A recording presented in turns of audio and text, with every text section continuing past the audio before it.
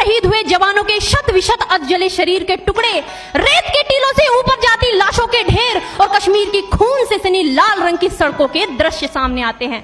उस पर मेरे प्रतिपक्षी महोदय का कहना ये कि मानवाधिकारों की अनुपालना करते हुए देश से उग्रवाद और आतंकवाद को समाप्त किया जा सकता है। महोदय, अब तो हमारा तिरंगा झंडा भी हमसे ये पूछने लगा है कि क्या बात है भारत, आजकल फहराने से ज्यादा मैं कफन में दफनाने के क्यों काम आ रहा हूँ। महोदय, हृदय तो उस दिन फट गया जब बूढ़ी माँ अपने बेटे के चिथड़ों को देखकर बोली कि साहब, आप तो भर्ती में 1 इंच भी कम नहीं लेते, मैं आधा शरीर कैसे ले लूं। महोदय, आज इन मानवाधिकारों के कारण इन आतंकियों के बंगलों की आकाओं की नाकफनी हंसती है और शहीद हुए हमारे जवानों के आंगन की तुलसी रोती है। जब एक शहीद हुए जवान की विधवा की वेदना चीख चीख कर ये कहती है कि प्यार भी भरपूर गया, मांग का सिंदूर गया, नन्हे नौनिहालों की लंगोटियां चली गई, छोटी छोटी बेटियों की चोटियां चली गई और आपके लिए तो एक आदमी मरा है साहब, मेरे घर की तो रोटियां ही चली गई।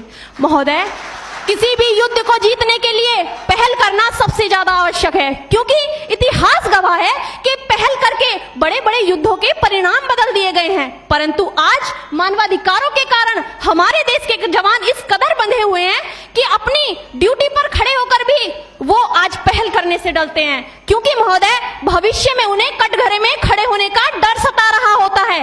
वो ये जानते हैं कि चाहे एक उग्रवादी की राइफल से निकलने वाली गोली को ये तय करना पड़े या ना पड़े कि वो किसे लगेगी, लेकिन हमारी राइफल से निकलने वाली हर गोली को ये निर्णय लेना पड़ता है कि चाहे वो किसी निर्दोष को लगे, दोषी को लगे या ना लगे, परंतु किसी निर्दोष को नहीं लगनी चाहिए। यदि ऐसा हुआ तो ना तो ये समाज हमें छोड़ेगा, ना ही तिल का ताड़ बनाने वाली ये मीडिया हमें छोड़ेगी। और महोदय, मानवाधिकार के तले किसी जवान को दबाकर युद्ध के मैदान में छोड़ देना कोई वीरता नहीं, एक आत्महत्या है। क्योंकि महोदय, फूल को श्रृंगार दो ये मुमकिन नहीं और एक वीर को झंकार दो ये मुमकिन नहीं। जो हाथ बांध दे सेना के, ऐसे मानवाधिकार का पालन संभव नहीं।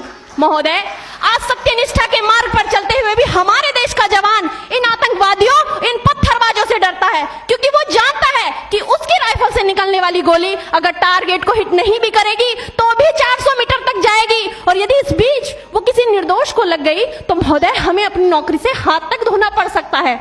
और महोदय, अपनी नौकरी को बचाने की खातिर एक जवान आज ये सोचता है कि चाहे सांप मरे या ना मरे, परंतु लाठी नहीं टूटनी चाहिए, क्योंकि आज हमारे देश के हालात कुछ ऐसे हो गए हैं कि चिरागों को हवाओं में उछाला जा रहा है, हवाओं पर भी रोब डाला जा रहा है। अरे हम ही तो बुनियाद है आंतरिक सुरक्षा की, और आज हमें ही नौकरी से निकाला जा रहा है।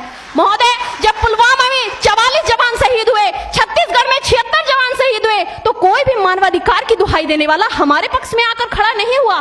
परंतु जब जेएनयू विश्वविद्यालय में एक देशद्रोही के द्वारा भारत तेरे टुकड़े होंगे, अफजल हम शर्मिंदा हैं जैसे देशद्रोही नारे लगते हैं, तो सारे मानवाधिकार के ज्ञाता आकर उसके पक्ष में खड़े हो जाते हैं। तभी तो क्या कहा था उस देशद्रोही ने कि तुम एक अफजल को मारोगे, हर घर से अफजल निकलेगा। तो मैं भारत की बेटी अपनी भारतीय सेना की तरफ से आज ये ऐलान करती हूँ कि उस घर में घुसकर मारेंगे जिस घर से अफजल निकलेगा, वो कोख नहीं पलने देंगे जिस कोख से अफजल निकलेगा।